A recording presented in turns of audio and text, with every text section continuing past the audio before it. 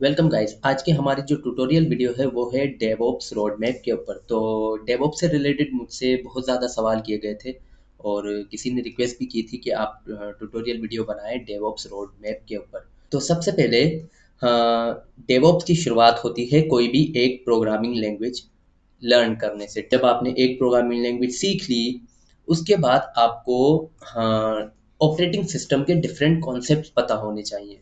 तो जब भी हम अपना कोड जब प्रोडक्शन पे लेके जाएंगे तो उसके लिए हमें ओएस के कॉन्सेप्ट्स की नॉलेज होना लाजमी है। हर चीज़ जैसे प्रोसेस मैनेजमेंट, थ्रेड्स और कंकरेंसी, सॉकेट्स के बारे में knowledge, IO management, virtualization, memory storage और फाइल सिस्टम। हर प्रोग्रामिंग लैंग्वेज में कुछ ना कुछ सिमिलर चीज़ें होती हैं। तो यही हमने सेकंड पॉइंट में देखा कि ऑपरेटिंग सिस्टम में भी सेम चीज़ें होती हैं। उन चीज़ों को लर्न करें उसके बाद हम किसी भी एक ऑपरेटिंग सिस्टम पे अपनी ग्रिप रखें। सर्वर्स होते हैं मोस्टली क्लाउड पे, वो लिनक्स सर्वर्स होते हैं। हमें टर्मिनल की नॉलेज होना लाजमी और विम को यूज़ करना, नैनो को यूज़ करना, प्रोसेस की मॉनिटरिंग के बारे में पता होना चाहिए, हमें नेटवर्किंग के बारे में पता होना चाहिए, हमें सिस्टम परफॉर्मेंस के बारे में। ये सारी चीज़ें टर्मिनल में आपको, लिनक्स के टर्मिनल में स्पेशली आपको इंक्लूडेड मिलेंगी। तो इससे ये होगा कि आपको अगर अगर मैं कहता हूँ कि ये एक सर्वर है और आप ये हमने डिप्लॉय किया था, आप ये चेक कर सकते हो कि ये कितनी मेमोरी ले रहा है लिनक्स के सर्वर पे, तो आप वो कर सको। फिर बात आती है नेटवर्क और सिक्योरिटी की नॉलेज, डीएनएस और ओएसआई मॉडल जो कि नेटवर्किंग का जो कि मॉडल होता है उसकी नॉलेज, और एचटीटीपी, एचटीटीपीएस, एफटीपी और एसएसएल और टीएलएस, राइट।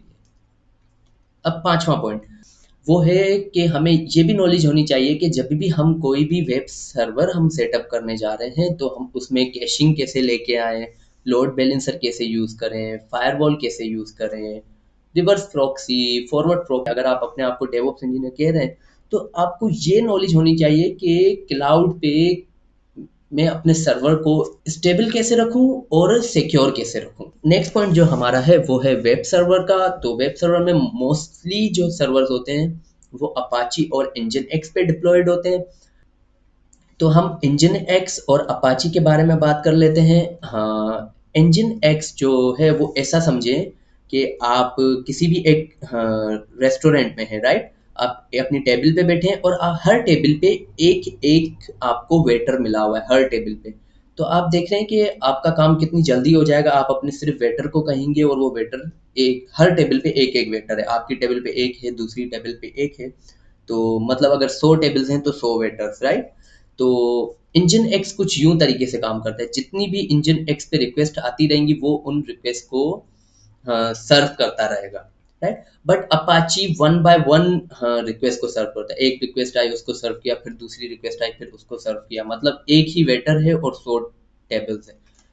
बुरे दोनों नहीं है, दोनों के अपने यूज केस होते हैं और वो प्रोग्रामिंग लैंग्वेज और वो आर्किटेक्चर पे डिपेंड करता है। अब हम छठे पॉइंट की तरफ जाते हैं और हमारा जो छठा पॉइंट है वो है इंफ्रास्ट्रक्चर एज कोड। तो कंटेनराइजेशन हमारे पास डिफरेंट तरीकों के होते हैं, पर मोस्टली जो पॉपुलर कंटेनर है वो है डॉकर कंटेनर, राइट।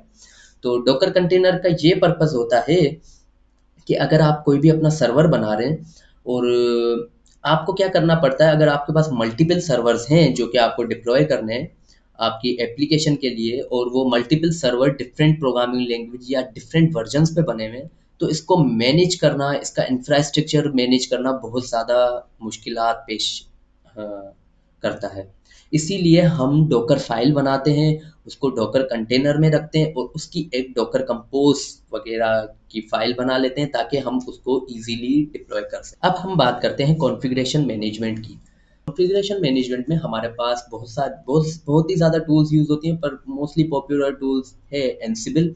और एनसिबल जो है वो हमारी डिप्लॉयमेंट को आसान करने का एक तरीका है। मतलब अगर आपने कोड पुश किया और वो कोड पुश होने के बाद, कोड पुश कहीं पर भी किसी भी वर्जन कंट्रोलिंग टूल पे हो सकता है, वहाँ पे पुश होने के बाद वो डायरेक्ट डिप्लॉय हो जाए, मतलब कंटिन्यूस इंटीग्रेशन और कंटिन्यूस डिलीवरी। उसके बाद हम इंफ्रास्ट्रक्चर प्रोविजनिंग करते हैं और वो हम टेराफॉर्म या क्लाउड फॉर्मेशन हम यूज़ करते हैं।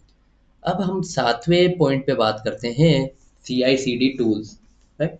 तो हमारे पास सी आई सी डी टूल्स में, हाँ, बहुत ही ज़्यादा CLI CD की टूल्स हैं हमारे पास जो कि कंटिन्यूअस इंटीग्रेशन और कंटिन्यूअस डिलीवरी के लिए यूज़ होती हैं। जेंकिंस का इस्तेमाल डेवऑप्स की तरफ बहुत ज़्यादा होता है।